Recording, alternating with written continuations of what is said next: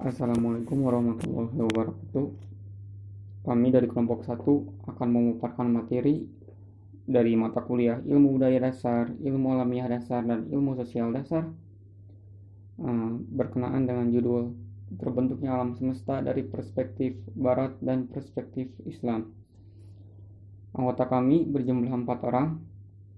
Di antaranya ialah Ahmad Fikri Haikal, Ibnu Adi Prasetyo, Muhammad Rijal Hafiz, dan Tiara Salsabila Mutmainnah.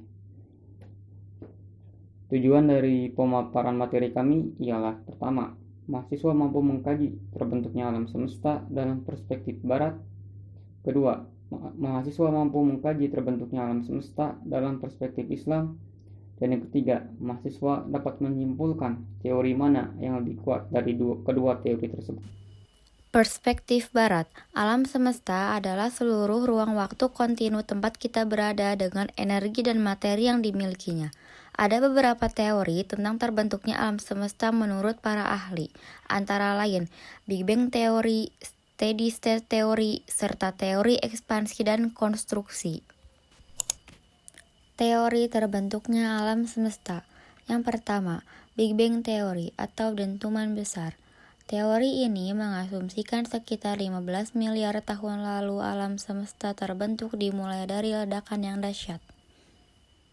Kejadian ini bukan ledakan biasa, tetapi cukup memenuhi semua peristiwa dari ruang dengan semua partikel yang menjadi embrio alam semesta yang mendesak keluar dari masing-masing yang lain.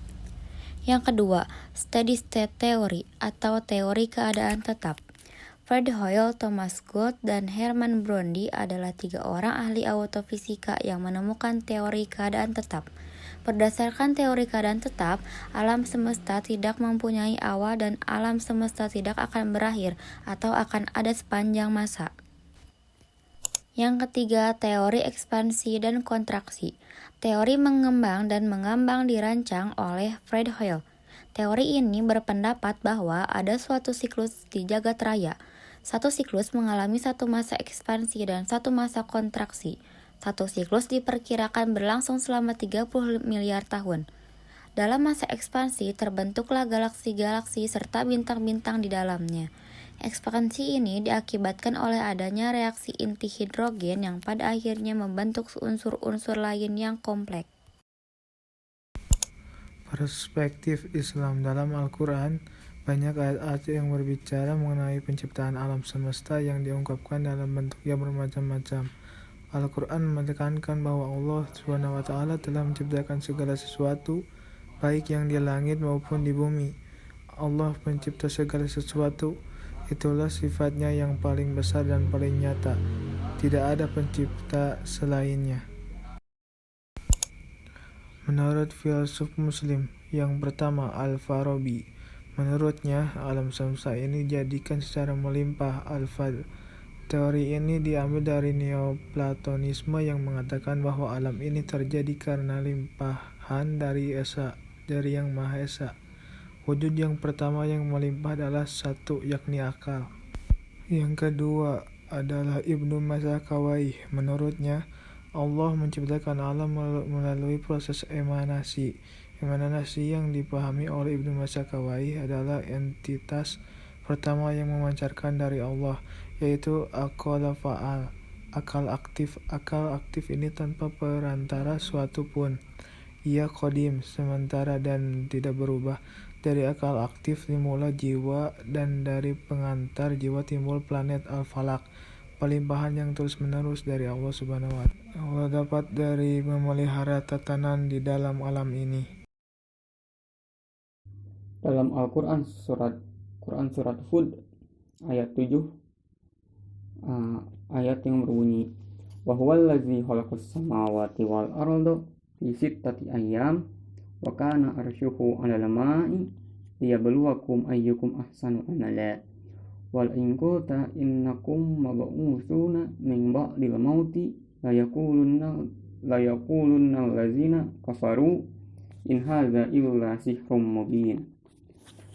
Dalam ayat tersebut, Allah menegaskan bahwa Dialah sang pencipta alam semesta, baik langit dan bumi serta segala isinya.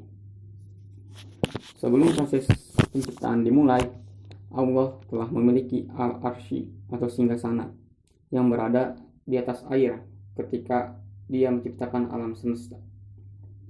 Allah telah menguji manusia, siapa yang amalannya paling baik dalam memanfaatkan ciptaannya, supaya mereka mendapatkan balasan atas amal yang mereka perbuat. Lalu difirmankan pula oleh Allah dalam Quran surat Al-Anbiya ayat 30, awalam yaral ladzina kafaru annas samawati wal arda kanata ratqan fafataqnahuma wa ja'alna minal ma'i kulla syai'in hayy afala yu'minun. Ayat tersebut menunjukkan bahwa air atau al-ma'i telah ada sebagai salah satu kondisi terwujudnya alam semesta. Menurut pendapat Majid Alihon, dengan mengutip pendapat Abdullah Yusuf Ali, mengatakan bahwa ilmu biologi kontemporer menunjukkan bahwasanya semua kehidupan dimulai dari air.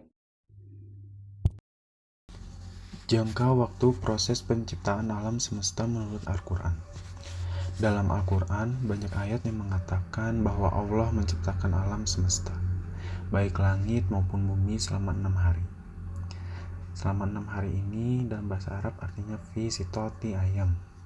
Kata ayam merupakan bentuk jamak dari yaum bermakna min tulu al-syams ila ghoribiha. Artinya dari terbit fajar sampai tenggelam matahari. Kata sitoti, sebagaimana disebutkan dalam tafsir Al-Qurtubi, adalah hari-hari akhirat, yang tiap-tiap hari lamanya 1000 tahun.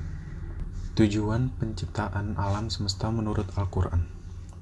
Yang pertama, Al-Quran memerintahkan manusia untuk memperhatikan dan mempelajari alam semesta dalam memperoleh manfaat dan kemudahan dalam kehidupannya, serta untuk memberikan kesadaran manusia akan keesaan dan kemahakuasaan Allah.